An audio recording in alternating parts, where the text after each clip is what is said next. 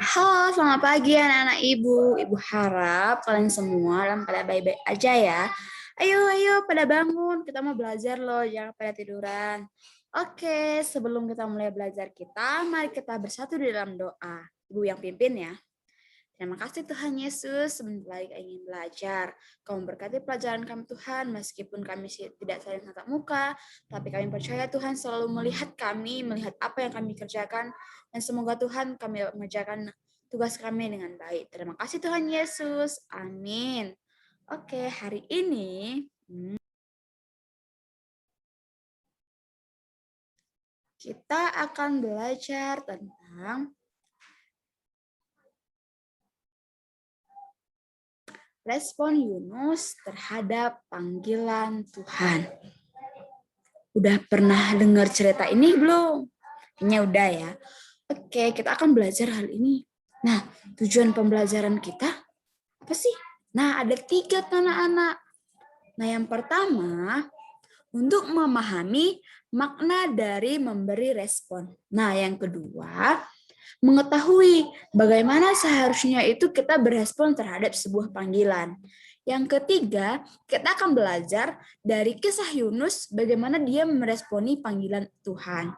Oke, kita akan masuk yang pertama dulu. Nah, sebelumnya Miss mau tanya, apa sih itu respon? Nah, jadi respon itu menurut Kamus Besar Bahasa Indonesia, respon adalah tanggapan, reaksi, dan juga jawaban kita.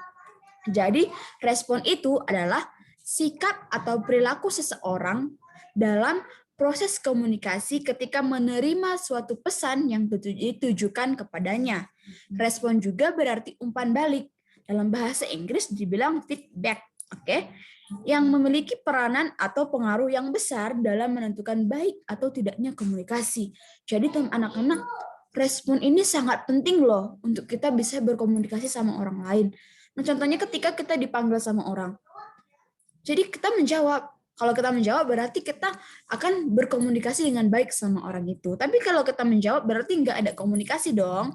Kayak yang dibilang adalah sikap atau perilaku seseorang dalam proses komunikasi. Jadi kalau kita berespon dengan baik, berarti orang lain akan memberikan tanggapan yang baik juga sama kita.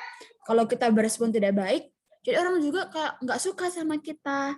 Oke, nah yang kedua, seperti yang Miss bilang tadi, bagaimana seharusnya kita berespon? Apakah kita harus baik, mendengarkan, menjalankan, dan menuruti respon tersebut? Atau kita malah tidak mendengarkan, cuek, membantah, atau melanggar perintah itu? Jadi, itu terjadi kita itu harus bisa memilih. Kita harus pintar memilih nih. Kalau orang tua manggil kita, disuruh cuci piring, kita harus apa? Kita harus mendengarkan, bilang, ya mama, bentar lagi aku cuci ya. Atau langsung aja dikerjain, ya ma aku cuci sekarang. Atau kita malah cuek aja, main handphone terus, malah bilang, mama nyuci piring terus, nanti aja lah. Atau disuruh nyuci piring kita malah pergi main sama teman-teman. Nah itu nggak baik ya anak-anak. Jadi kalau orang tua atau orang lain meminta pertolongan atau memberikan perintah kepada kita itu harus berespon dengan baik. Nah, sekarang Miss ingin memberitahukan atau menceritakan tentang bagaimana respon Yunus terhadap panggilan Allah. Nah, oke.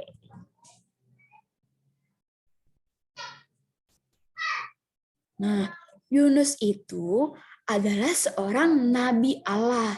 Nah, pada suatu hari Tuhan menyuruh Yunus untuk pergi ke Niniwe agar orang-orang Niniwe bertobat. Kenapa harus pergi ke Niniwe? Ini karena orang Niniwe itu sudah melakukan dosa yang besar. Mereka sudah melanggar perintahnya Allah sehingga Allah marah sama orang Niniwe. Tetapi sebelum Allah menghukum Niniwe, Allah ingin memperingati terlebih dahulu agar Niniwe bertobat. Itu dengan cara mengutus Yunus ke Niniwe dan memberitakan tentang firman Allah. Tetapi apa yang dilakukan oleh Yunus? Yunus malah lari dan kabur dari perintahnya Allah. Dia tidak mematuhi perintah Allah. Dan dia pun melarikan diri ke kota Tarsis. Nah, seharusnya kan Yunus itu pergi ke Niniwe. Tetapi dia melanggar perintahnya Allah loh. Dia pergi ke kota Tarsis. Nah, untuk pergi ke kota Tarsis, Yunus menaiki sebuah kapal besar yang akan menyeberangi laut. Nah, apa sih yang terjadi kalau Yunus itu melanggar perintahnya Allah? Apa coba? Nah, jadi karena Yunus melanggar perintahnya Allah, Allah menurunkan badai yang besar sehingga kapal yang Yunus tumpahnya itu terombang-ambing di atas laut. Dan orang-orang karena terombang-ambing, orang-orang yang di atas kapal itu bisa ketakutan. Tolong, tolong. Kalau kita juga atau anak-anak di dalam kapal yang terombang-ambing oleh gelombang aja pada takut kan? Nah, ini badai besar coba. Tetapi anak-anak, si Yunus malah tidur. Orang lain pada ketakutan, pada minta tolong. Si Yunus malah tidur. Jadi setelah itu mereka semua bingung. Ini badai besarnya datang karena apa? Kok bisa badainya besar sekali? Jadi mereka itu membuang undi untuk mengetahui siapa penyebabnya. Nah, ketika diadakan buang undi tersebut, yang kena itu ada Yunus. Jadi mereka semua bertanya, siapa kamu? Dari mana kamu? Apa yang sudah kami perbuat sehingga badai besar ini datang?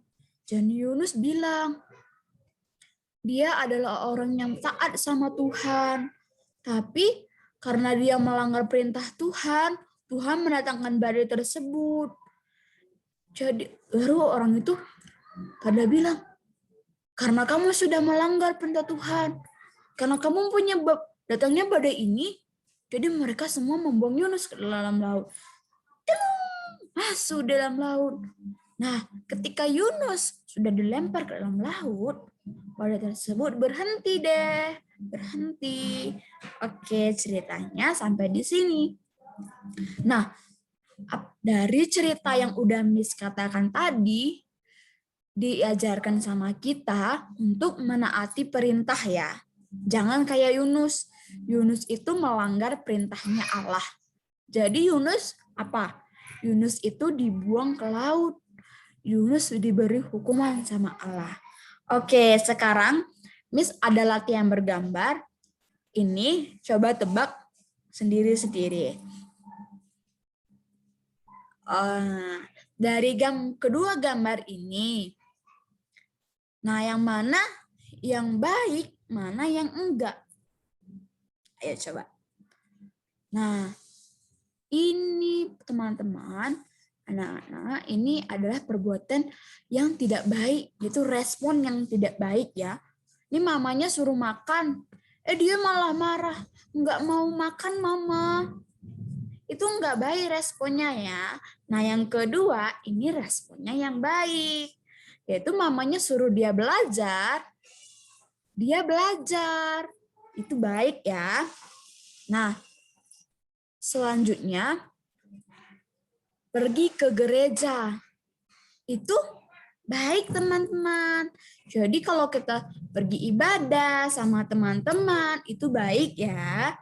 Itu ada respon. Kita meresponi panggilan Tuhan, menyuruh kita untuk ibadah. Selanjutnya, ini respon yang baik juga ya, yaitu menolong teman. Ketika ada teman yang minta tolong, kita membantu. Itu adalah respon yang baik. Oke.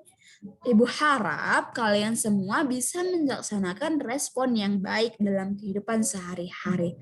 Oke, kesimpulan dari pembelajaran kita hari ini yaitu yang pertama, kita harus patuh terhadap perintah Tuhan.